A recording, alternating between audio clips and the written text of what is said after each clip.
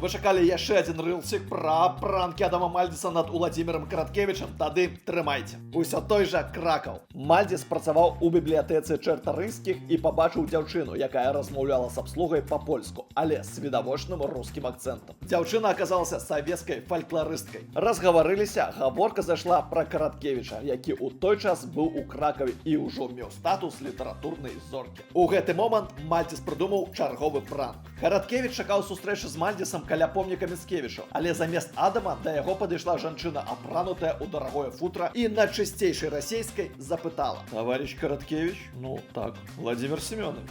Ну, так. Вы догадываетесь, откуда я? Так вот, Владимир Семенович, вы обязаны в течение 24 часов покинуть территорию этого государства. О причинах лучше не спрашивайте. Вы сами все прекрасно понимаете». Караткевич выпал у осаду. Ну а что я такого зрабіў? Пару разоў у кабак зайшоў. Так что, цяпер за гэта высылаюць? Ці трэба казаць, што ў гэты час Адам Мальдзес ледзь не папернуўся са смеху. Вось такі пранк, які варты вашых падабайчык. Падабайкі, каментары сюды.